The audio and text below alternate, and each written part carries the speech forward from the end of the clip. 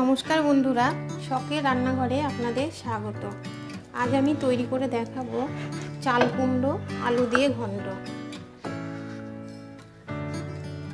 প্রথমে আমি চাল কুমড়োটা ভালো করে ছিলে কেটে নেব।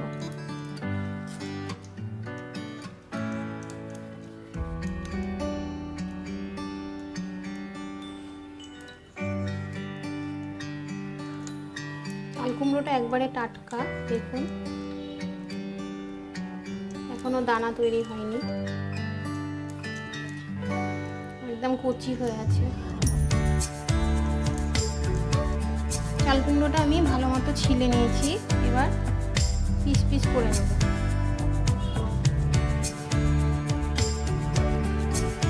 আমি চাল কুমড়োটা কাটছি, দেখুন এইভাবে আমি একটু করে লাগিয়ে রাখছি, যাতে কাটার সময় চাল কুমড়োটা হাত থেকে পিছলে না যায়,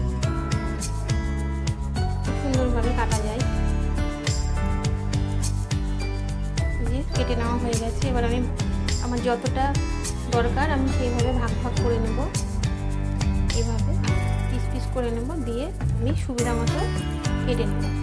এইভাবে চাল কুমড়ো কাটলে খুব তাড়াতাড়ি কাটা হয়ে যায়।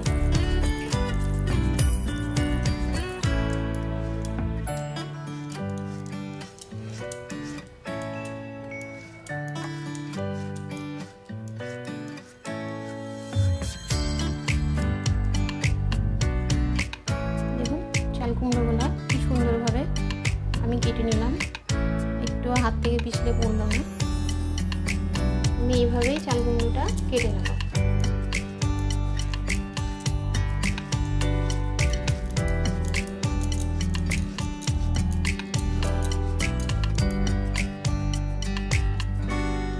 চাল কুমড়োটা আমার কেটে নেওয়া হয়ে গেছে। এবার আমি আলু দিয়ে চাল কুমড়োর ঘন্ট বানাবো, এই জন্য এখন আমি আলু কেটে নেব।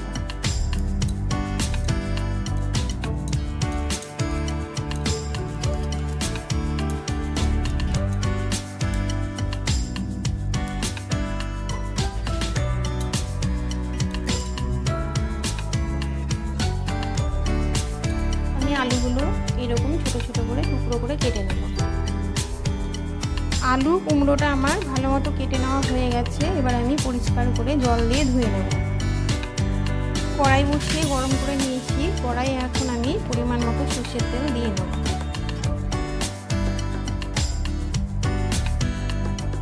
তেল গরম হয়ে গেছে, এবার আমি প্রথমে আলুগুলো ভেজে নেব।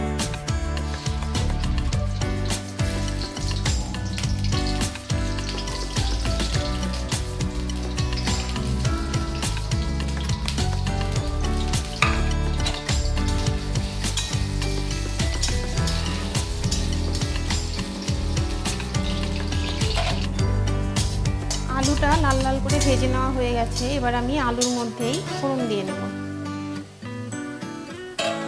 এখানে নিয়ে নিয়েছি দুটো শুকনো লঙ্কা, একটা তেজপাতা, দু টুকরো করে, আর নিয়ে নিয়েছি হাফ চা চামচের মতো গোটা জিরে। ফোড়নটা এখন আমি আলুর সাথে ভালো করে ভেজে নেব।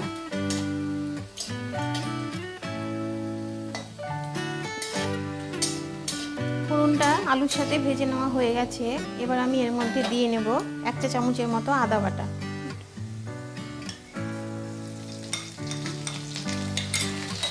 আদাটা আমি একটু ভালো করে ভেজে নেব।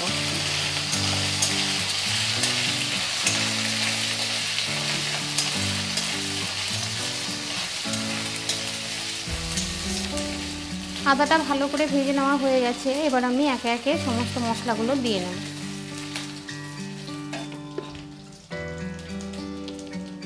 দিয়ে নেব এক চা চামচের মতো ধনে ও জিরের গুঁড়ো, আমি একসাথে মিশিয়ে রাখি, দিয়ে নিলাম। দিয়ে নেব হাফ চা চামচের মতো লঙ্কার গুঁড়ো, ঝাল লঙ্কার গুঁড়ো। দিয়ে নেব হাফ চা চামচের মতো হলুদের গুঁড়ো। দিয়ে নেব আন্দাজ মতো লবণ। দিয়ে নেব স্বাদ অনুযায়ী চিনি।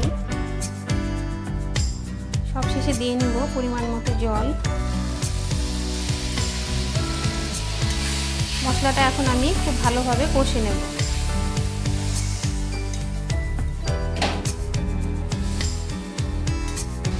মশলাটা আমার ভালোভাবে কষে নেওয়া হয়ে গেছে, ওপর থেকে তেল ছেড়ে দিয়েছে।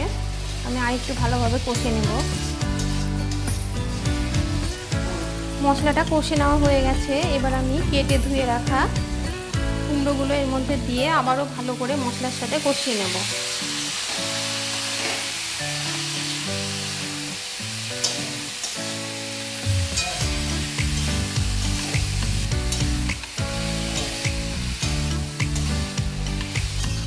চাল কুমড়োটা আমার মশলার সাথে ভালো করে কষে নেওয়া হয়ে গেছে। এখন আমি 5 থেকে 6 মিনিটের জন্য মিডিয়াম টু লো আছে ঢাকা দিয়ে রাখবো চাল কুমড়োটা সেদ্ধ করার জন্য।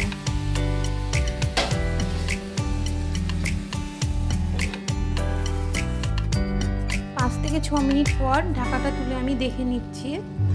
দেখুন কুমড়ো থেকে কতটা জল বেরিয়েছে, কুমড়োর জলেই কুমড়োটা সেদ্ধ হয়ে গেছে। আমি আবারও ভালো করে নেড়ে চেড়ে নেব। কুমড়োটা আর একটু সেদ্ধ হবে।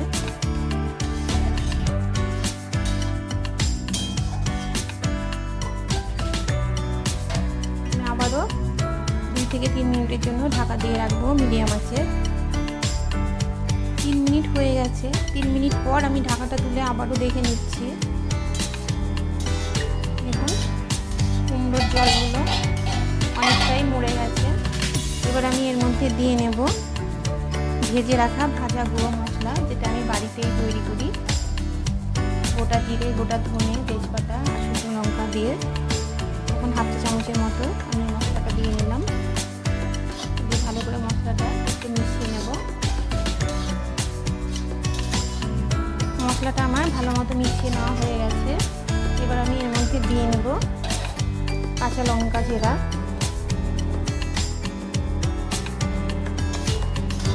আমি আবারও 2 মিনিট ঢাকা দিয়ে রাখবো মিডিয়াম আছে।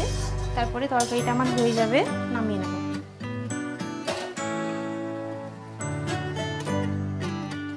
দু মিনিট পর আমি ঢাকাটা তুলে দেখে নিচ্ছি।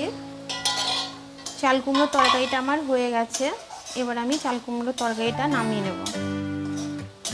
আমি আর বেশি শুকাবো না, এরকম থাকতেই আমি নামিয়ে নেব।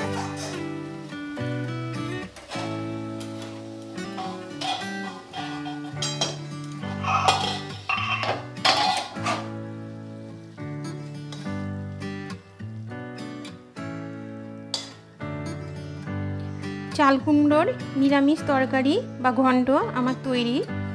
আপনারা দেখলেন আমি কিভাবে চাল কুমড়োর নিরামিষ ঘন্ট রান্না করে দেখালাম। আমার এই চাল কুমড়োর নিরামিষ ঘন্ট যদি আপনাদের ভালো লেগে থাকে অবশ্যই একটা লাইক করে দেবেন এবং কমেন্ট করে আমাকে কমেন্ট বক্সে জানাতে ভুলবেন না রেসিপি আপনাদের কেমন লেগেছিল। আপনারা ভালো থাকবেন, সুস্থ থাকবেন এবং আমার চ্যানেলের পাশে থাকবেন। ধন্যবাদ।